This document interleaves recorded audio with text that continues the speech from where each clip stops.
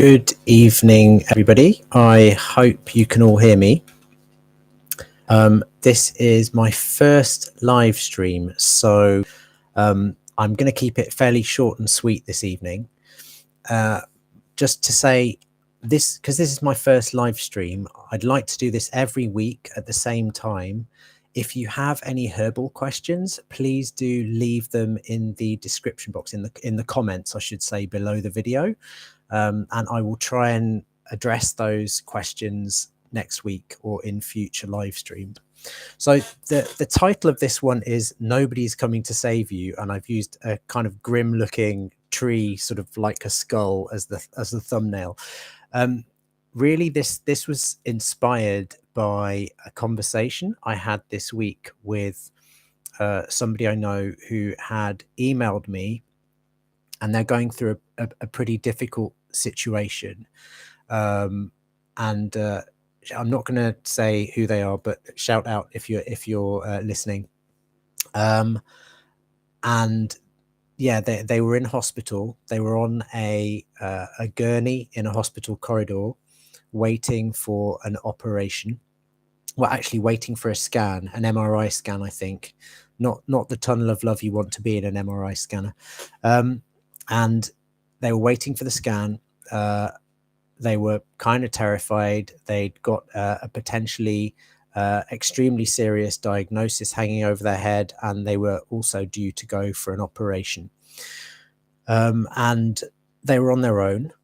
Nobody had sort of, like, everybody was at work or nobody was around. The people around them were kind of freaking out a little bit. And they sort of, I think, emailed rather than texted me. They communicated this to me. And because I've been in similar situations myself, I sort of was able to give the advice that I would apply in that situation, which is just be a passenger. When there's nothing you can do about a situation, the best thing to do is to just accept it and be a passenger. So it's not about surrendering. I don't like the word surrender because that implies defeat.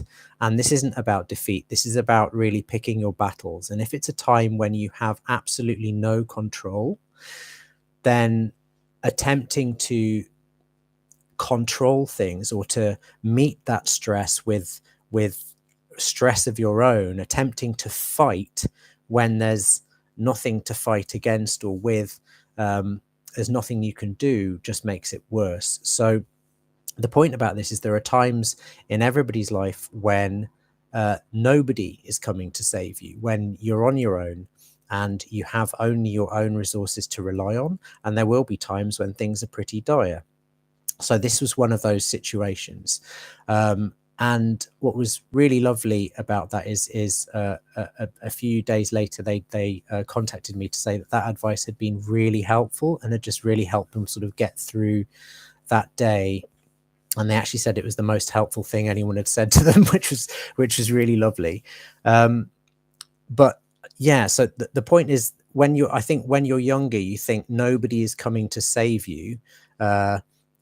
In those situations, it's a terrifying thing, and it is terrifying, but actually there are inevitably times like that, and you can dial down the stress just by sort of becoming a passenger, enclosing yourself or the situation in a little silver bubble and just allowing it to travel through the void for a bit before you can do anything, before you can react and respond appropriately. So be a passenger for a bit. Yeah, so the analogy that I wanted to make, just because this is a plant that's been on my mind recently, is with the herb Bryony. It's a medicinal plant. It's a climbing plant. Mostly the root is used. Very, very interesting tradition. I've put a couple of links in the description box below this video just to research papers on Bryony. One just on its folk uses in Europe, and the other a very interesting research paper from Armenia in the 1990s, which I'll give you a bit of an insight into in a minute. But just to give you a bit of a background on Bryony, this is from Culpeper's Herbal. This is my very battered copy of Culpeper's Herbal. And it looks like it comes from the 16th century. The original text does. This one doesn't. But what he says about Bryony is, I think he describes it as a furious martial plant. The root purges the belly with great violence, troubling the stomach and burning the liver, and therefore not rashly to be taken.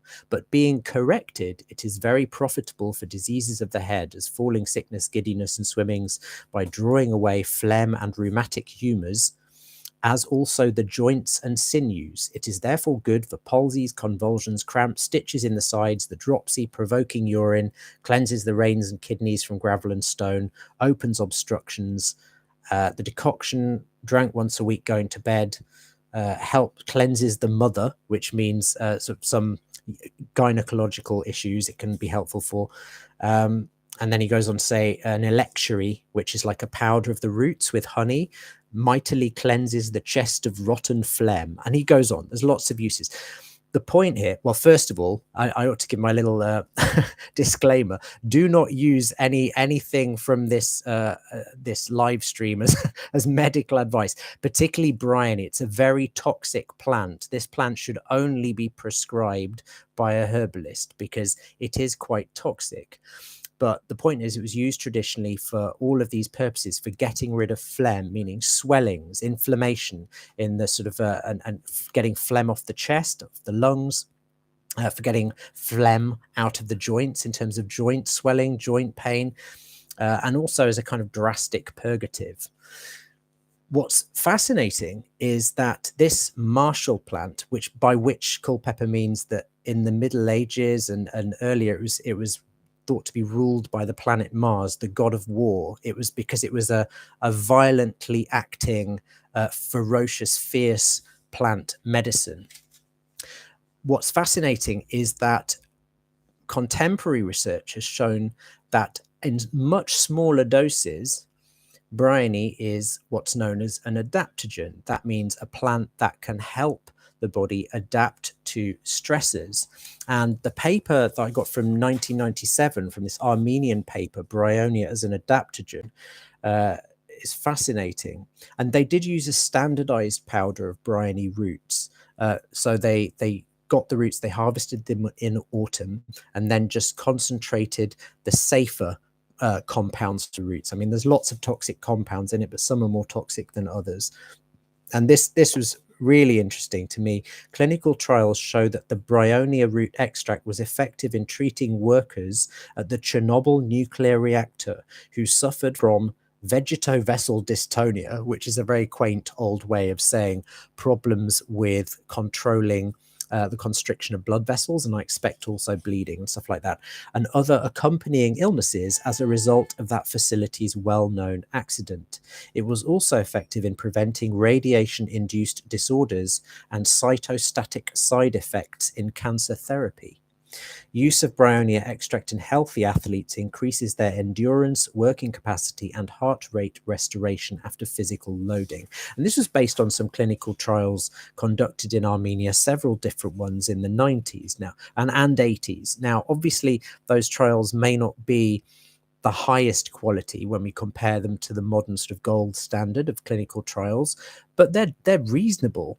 And what always amuses me is that in the sort of 80s, when Russia was winning all the gold medals at the Olympics, they were dosing their athletes up with loads of adaptogenic plants, these substances which we now know increase endurance and stamina, and I think have since been outlawed by the Olympic Committee. But Bryony, so this research is from there, and that sort of really fits with their MO, because they were researching all these folk remedies behind the Iron Curtain in the sort of 70s and 80s. So I don't know if I should pick out more of this. Essentially, the cucurbitacins in Bryony, they have a structural similarity to cortisol, which is the body's stress steroid. So it seems that they can modulate the stress response in common with other adaptogens. And I'm just going to finally, my last little bit on Bryony, read a little bit from, this is a book by Julian Barker, who's an excellent herbalist. It's called The Medicinal Flora of Britain and Northwestern Europe. And I love this book. I refer to it often. And this is what he has to say about Bryony. In spite of its toxic nature, this is a useful plant in careful hands. The root has been used since ancient times. Taken internally, it is an alterative. That means it can change. It can change medicinal effects. Sorry if my stream is breaking up a little bit. Taken internally, it's an alterative, especially for arthritic and rheumatic conditions. Externally, it may be used as a counter irritant for painful muscles and joints and is good for subcostal chondritis. It is a powerful irritant to mucous membranes, and this accounts for its purgative action. In chronic and subacute rheumatic conditions, it's very helpful when given with a range of anti-inflammatory herbal remedies, which on their own would not be particularly effective. So it can be used to improve the effectiveness of other herbs. It's in terms of its anti-inflammatory action. Its drastic effect on the digestive mucosa must surely be involved in its efficacy, most probably on account of mediating substances induced from the body's own resources. I think that's fascinating, a very fascinating and probable hypothesis. It's kind of the idea of counter irritation. When you administer a substance that's slightly irritating, the body may respond by producing other substances which oppose them, or by adapting to that irritation in a way that reduces it. So who knows if that's there's in the 1997 paper, they adumbrate a number of separate mechanisms with different compounds. So if you want to know various different technical mechanisms, you can read that paper. Like I say, it talks about one of the compounds in Bryony root being similar in structure to cortisol and probably modulating cortisol-like effects. Other compounds seem to modulate the effects of eicosanoids, which are little inflammation-mediating substances. So lots of different effects. But this idea that Bryony the irritation might be fundamental to its action. So all of this, to wrap up my rather cumbersome analogy, is that when you're, and to sort of zoom out to the macro, when you are dealing with, in your own life or the lives of others, situations where nobody is coming for you, don't attempt to meet that situation with maximum stress yourself. Dial down the stress to the lowest possible level by just being a passenger for a bit. Be passive.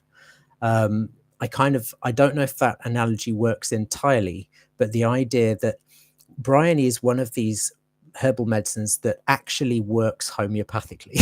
And I'm not dissing homeopathy. I think homeopathy is fascinating. To me, it's a magical art. But in terms of the actual, like, a dilution of this plant is more effective than a larger dose. Like in a sort of 10C dilution, it would work very well. So it's a little bit like that in situations where you're completely on your own. Sometimes those situations, like there's the Nietzschean phrase, which always slightly irritates and amuses me in equal measure: what doesn't kill you makes you stronger. Sometimes, but sometimes what doesn't kill you half kills you. I think the difference is sometimes when you are going through a particular battle, all you can do is be passive, and then afterwards you can respond. So it's knowing when to take the purgative dose and when to take the adaptogenic dose of the stress, and being able to do that internally. Plus, it gave me an excuse to talk about a really interesting plant. So I hope this has been interesting to people, anybody who's watching. And if you've liked it, please leave me a like, subscribe if you're not, and please do leave any questions that you want me to think about or discuss in future live streams in the comments. Thank you very much, guys. Bye.